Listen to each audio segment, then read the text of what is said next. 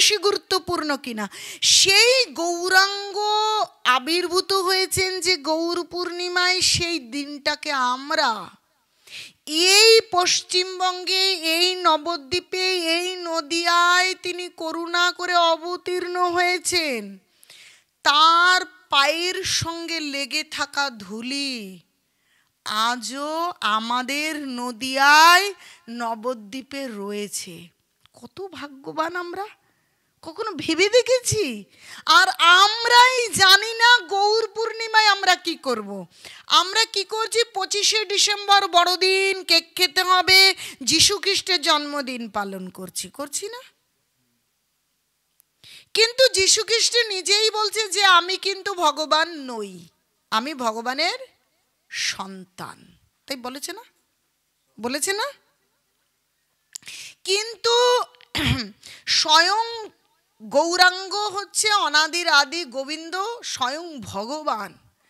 তার জন্মদিনটার কোনো মূল্যই আমাদের নেই, যেখানে আমাদের অনাচারকে ছাড়তে বলছে। আর সেই দিনটায় আমরা সমস্ত অনাচারকে, কি অন্যদিন যদিও আমরা শান্তভাবে থাকি, সেই দিনটায় আমরা কখনোই শান্তভাবে থাকি না। তাহলে কত বড় প্রেত পিশাচে পরিণত হয়েছি আমরা। তাহলে আমাদের বোঝা কর্তব্য যে ওই দিনটা আমাদেরকে ব্রত পালন করতে হবে। ভগবান আমাদের জন্য করুণা করে তিনি এই জগতে এসেছেন, তার কি কোনো দরকার আছে? না। তাহলে আমাদের জন্য যিনি এত কষ্ট করেছেন, আমাদেরকে কৃপা করবার জন্য, তাহলে তাকে স্মরণ করা, সেই দিনটা উদযাপন করা। সাধারণ মানুষের যখন জন্মদিন হয়, বার্থডে সেলিব্রেশন, আমরা যখন তার বার্থডে সেলিব্রেশন করি, কেমন লাগে বাবা? যতই বলি কিচ্ছু করো না, তোমরা কিচ্ছু করো না, কিন্তু তখনই তোমরা যখন সকলে মিলে গিয়ে বার্থডে সেলিব্রেশন করো, তখন কি আনন্দ হয় কি আনন্দ হয় না?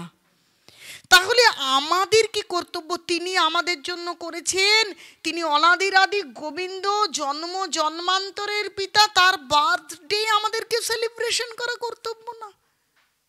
কি করে সেলিব্রেশন করব আমরা? সেই দিন আমরা ব্রত করব। আমরা যতক্ষণ না অভিষেক করব ততক্ষণ উপবাস করব। অভিষেক করে কি করব? আমরা জল গ্রহণ করব এবং যারা পারবে না অনুকল্প প্রসাদ গ্রহণ করব। এইভাবে গৌরাঙ্গ পূর্ণিমা, গৌর পূর্ণিমা আমরা ব্রত উদযাপন করব। সারা দিন গৌরাঙ্গ গৌরাঙ্গ, নিত্যানন্দ নিত্যানন্দ, গৌরাঙ্গ গৌরাঙ্গ, গৌরাঙ্গ গৌরাঙ্গ, নিত্যানন্দ নিত্যানন্দ, এরকম করে ডাকবো। ভালো করে বুঝুন। ধরুন আমরা অচেনা রাস্তা দিয়ে যাচ্ছি, তখন কেউ আমারই নাম ধরে ডাকছে, আমার চেনা নয়, কিন্তু আমাকে ডাকছে না। আমার নামে তো অনেক লোক থাকতে পারে, তবু আমরা কি করি?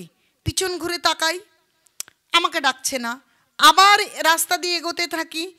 আবার যখন দেখা যাচ্ছে ওই একই নাম ডাকছে, আমি কিন্তু জানছি অন্য কাউকে ডাকছে, তবু জানছি আমাকে ডাকছেন না, তবু পেছন ঘুরে তাকাবো কি তাকাবো না?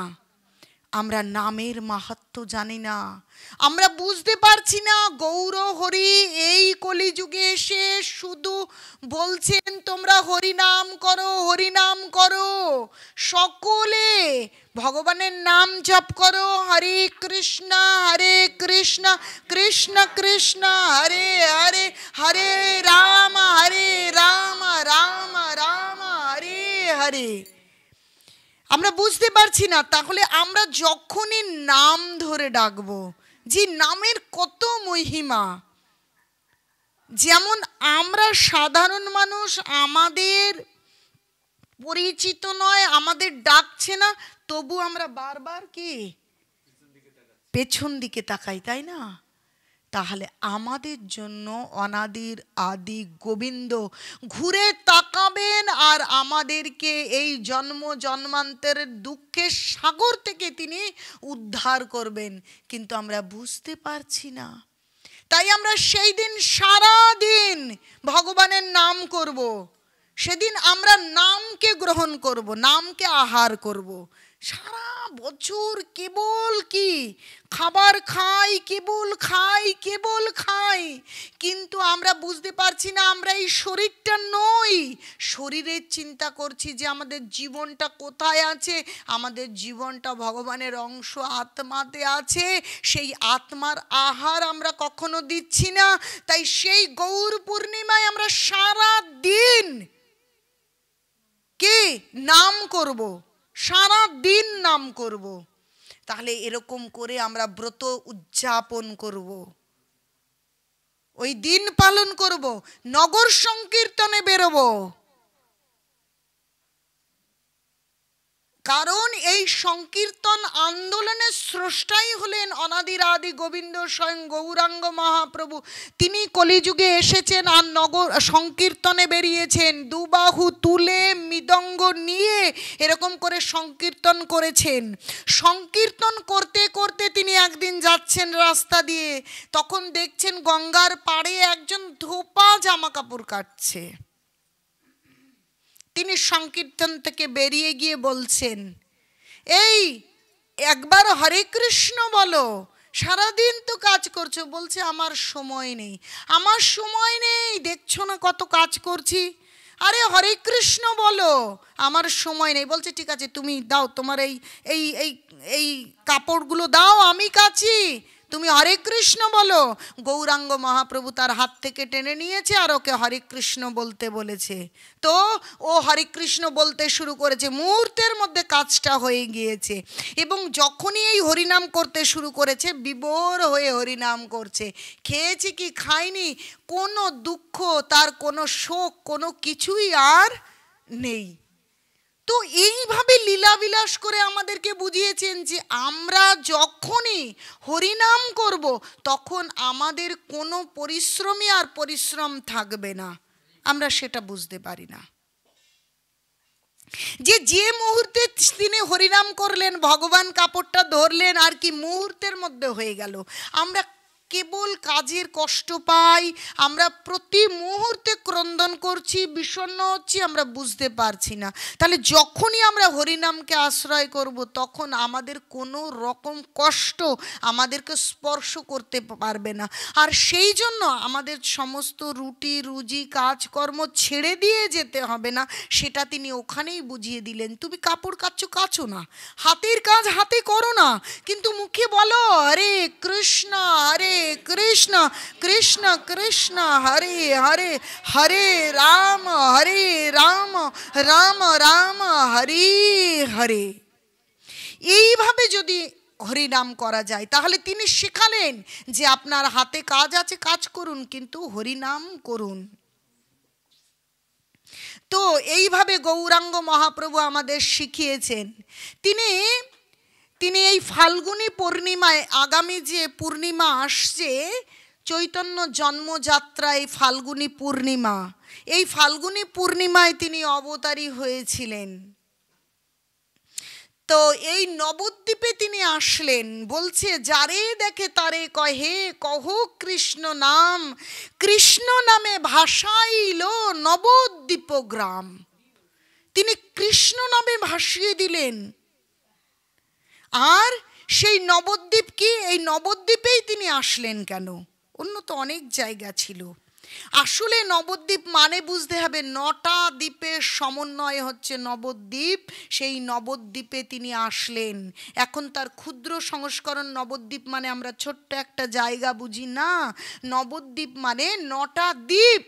সেটা হচ্ছে নববিধা ভক্তিকে একসঙ্গে করে তিনি দেখিয়েছেন। কি বলছে? শ্রবণ কীর্তন বিষ্ণু স্মরণ পাদ সেবনম অর্চনং বন্দনং দাস্যং সক্ষমাত্ম নিবেদনম। বলছে শ্রবণম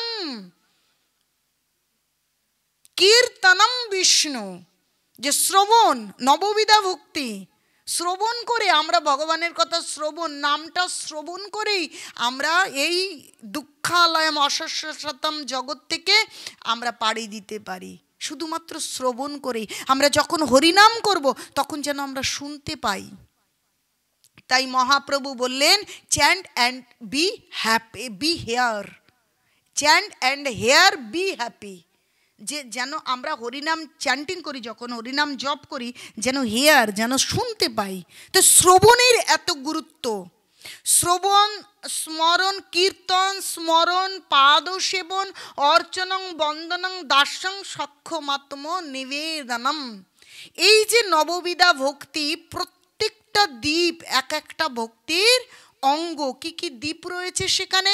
অন্তর্দ্বীপ, সীমন্তদ্বীপ, গোদ্রুমদ্বীপ, মধ্যদ্বীপ, কোলদ্বীপ, ঋতুদ্বীপ, জাহ্নুদ্বীপ, মদদ্রুমদ্বীপ এবং রুদ্রদ্বীপ। এই কারণেই এই যে প্রভুপাদ ইসকন ফাউন্ডার আচার্য এই যে নবদ্বীপ পরিক্রমা যে ব্যবস্থা করেছেন, নবদ্বীপ মণ্ডল পরিক্রমা, আসলে যাতে আমরা এই নববিধা ভক্তি বুঝি, গৌরাঙ্গ মহাপ্রভুকে বুঝি। বলে না, আমাদের সিরাপ বানিয়ে খাইয়ে দিচ্ছেন মহা ঔষধ, যে আমরা ট্যাবলেট আর ক্যাপসুল খেতে পারবো না, আমাদের যদি বমি হয়ে যায়। আমরা যজ্ঞ, তপস্যা, ধ্যান ওসব কিচ্ছু করতে পারবো না। তাই আমাদের জন্য হরিনাম সংকীর্তন যাতে করি, এই নববিধা ভক্তির কোনো না কোনোটাকে আশ্রয় করে আমরা এই ভবসমুদ্র পাড়ি দিতে পারি, তাই আমাদেরকে এত সুন্দর করে আয়োজন করে দিয়েছেন। তার মানে কি, একদম সিরাপের মতন করে সহজ করে দিলেন যে নবদ্বীপ মণ্ডল পরিভ্রমণ করব। আর এই অভিন্ন বৃন্দাবন, সমস্ত তীর্থ এই নবদ্বীপে রয়েছে। কারণ যেখানে অনাদির আদি গোবিন্দ রাধা কৃষ্ণ মিলিত তনু শ্রী গৌরাঙ্গ সুন্দর যেখানে লীলাবিলাস করেছেন, যেখানে তার জন্ম লীলা, তার বাল্যলীলা, কৈশোর লীলা, পৌগণ্ড লীলা এখানে হয়েছে, সেই নবদ্বীপ মণ্ডল পরিক্রমা করে আমরা যাতে বুঝে নেই তার দিব্য জন্ম, তার দিব্য লীলা, তার সমস্ত কিছু আমরা অনুভব করতে পারি। তাই প্রভুপাদ আমাদেরকে কৃপা করে কি সুন্দর সাংগঠনিকভাবে আমাদেরকে কৃষ্ণ ভাবনাময় হওয়ার এত সুন্দর সুযোগ দিয়েছে। তাহলে আমাদেরকে সেই সুযোগকে গ্রহণ করে কি করতে হবে? এগিয়ে যেতে হবে। তাহলে তিনি তো আসলেন, এসে কি হলো? আসলেন কেমন? ঠিক গৌর পূর্ণিমা, যেদিন পূর্ণিমার দিন, কিন্তু ঠিক সন্ধ্যায় যখন চন্দ্রগ্রহণ শুরু হলো। কেন? এ জগৎকে হরি নামে মুখরিত করতে হবে, তিনি নাম নিয়ে আসলেন। কীরকম দেখেন বিষয়টা যদি আমরা চিন্তা করি, তো আগেকার দিনে, এখন সেরকম এতটা নেই, যে যখনই গ্রহণ হয়, যখন কেউ কখনো হরিনাম করে না, কিন্তু গ্রহণের সময় সবাই হরি বল হরি বল, হরে কৃষ্ণ করে আর গঙ্গা স্নান করে। তো ঠিক তিনি যখন আসবেন সেই সময়টাই কি হলো? চন্দ্রগ্রহণ হলো। আর গ্রহণের কারণে সকলে কি করলো? গঙ্গা স্নানে আর সেই জলের মধ্যে দাঁড়িয়ে হরি বল হরে কৃষ্ণ করছে। এইবার হরি বল আর হরে কৃষ্ণে মুখরিত হচ্ছে। যারা যবন বা অন্য সম্প্রদায়ের মানুষ, যারা যখন কখনো হরিনাম করে না, তারা কি করে তারা এত হরিনাম করতে দেখে তারা ব্যঙ্গাত্মক সুরেও হরে কৃষ্ণ হরি বল করতে শুরু করলো। তাহলে চিন্তা করুন, এ জগৎকে তিনি হরিনামে ভাসালেন কি ভাসালেন না? তাহলে এ জগৎ হরিনাম করতে শুরু করলো। ঠিক সেই সময় তিনি সেই জগন্নাথ মিশ্র এবং শচী মাতার আলয়ে তিনি আবির্ভূত হলেন। আমরা ভাবতে পারি যে তিনি বুঝিয়ে আমাদের মতন জনি ভেদ করে এই সংসারে এসেছেন। খুব বোকা আমরা কৃষ্ণকে, ভগবানকে, গৌরাঙ্গ মহাপ্রভুকে নিজেদের মতন মনে করি না, কখনো নয়, ওরকমটা নয়। যখন সেই সময় কি হয়েছে না, তার আরেকটু আগে থেকে বলি যে এই জগতে কেউ সুন্দর করে ভক্তি করছে না, ভগবানের ভজনা করছেন না।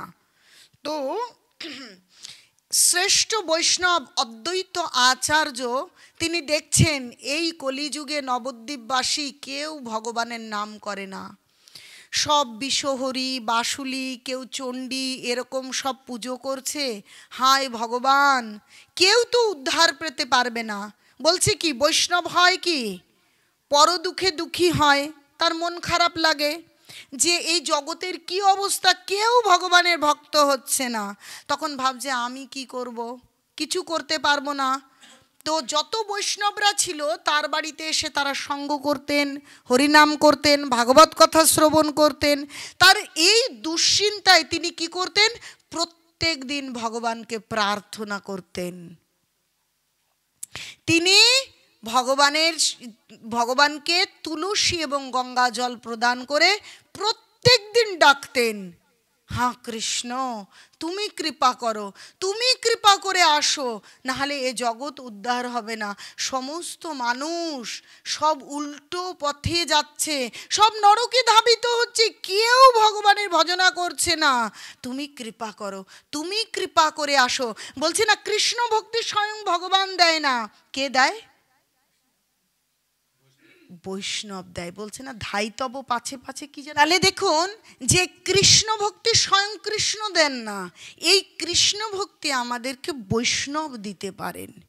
তাই শ্রেষ্ঠ ভক্ত অদ্বৈত আচার্য তিনি কি করছেন, তিনি কৃষ্ণকে আহ্বান করছেন। তার আহ্বানে অনাদির আদি গোবিন্দ এই জগৎবাসীকে কৃপা করবার জন্য তিনি আসলেন। কি করলেন, যে তিনি যেই তুলসী পাতা অর্পণ করছেন, একদিন অদ্বৈত আচার্য দেখছেন তুলসী পাতা যেদিক নিচু সেদিকে তো যাবে, কিন্তু তুলসী পাতা স্রোতের উল্টো দিকে ধাবিত হচ্ছে।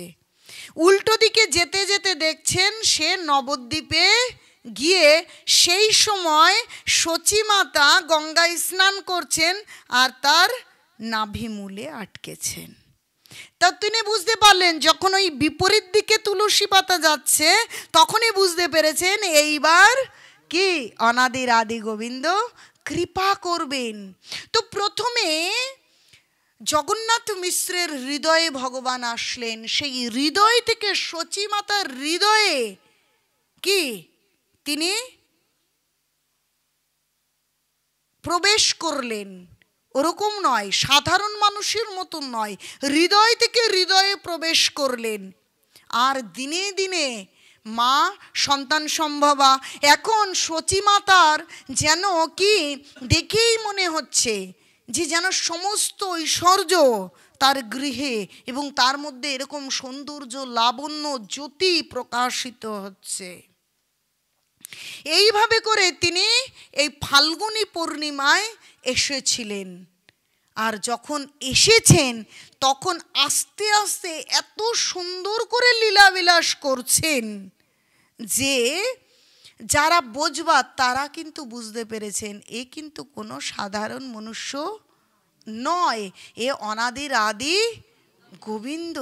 তিনি এসেছেন, সেখানে কি হয়েছে, সমস্ত দেব দেবীরা সমস্ত উপহার নিয়ে আসছে ব্রাহ্মণ পত্নীদের রূপ ধরে সেখানে আসছেন। কিন্তু সবাই দেখছে ব্রাহ্মণ পত্নীরা আসছে, কিন্তু না, সমস্ত দেবদেবীরা উপরে, সমস্ত দেবগণ সব কি আনন্দ উৎসব শুরু হয়ে গিয়েছে, আর সব ব্রাহ্মণীগণ এসে উপহার দিচ্ছেন আর কৃষ্ণকে আর গৌরহরিকে দর্শন করছেন। অকলঙ্ক গৌরচন্দ্র দিল দর্শন, সকলঙ্কে চন্দ্রে আর কেন প্রয়োজন? সে চন্দ্রের কোনো প্রয়োজন রইল না, সেই জন্য সেদিন চন্দ্রগ্রহণ হলো। কিন্তু সবাই তো সেটা বুঝতে পারবে না, সবাই সেটা বুঝতে পারবে না। অনেকগুলো পুত্র কন্যা মারা যাবার পরে প্রথমে বিশ্বরূপ আসলেন, তারপরেই আসলেন কে, গৌরহরি বিশ্বম্ভর রায় আসলেন। এসে তিনি লীলাবিলাস করছেন। তিনি জন্মগ্রহণ করেছেন, ক্রন্দন করছেন। বাচ্চারা ক্রন্দন করলে কি করে? সবাই অনেক রকম সোনারে বাবারে এরকম করে, কিন্তু তার ক্রন্দন কোনো রকমেই শান্ত হচ্ছে না, কোনোভাবে শান্ত হচ্ছে না। কিন্তু যখন কেউ হরিবল হরিবল হরে কৃষ্ণ উচ্চস্বরে করছে, তখন গৌরহরি শান্ত হয়ে যাচ্ছেন, তখন গৌরহরি শান্ত হয়ে যাচ্ছেন। তো সবাই বুঝে গিয়েছে যে এই নিমাই শান্ত হবে কি করে? যখনই হরিনাম করব তখনই শান্ত হয়ে যাবে। এইভাবে করে লীলা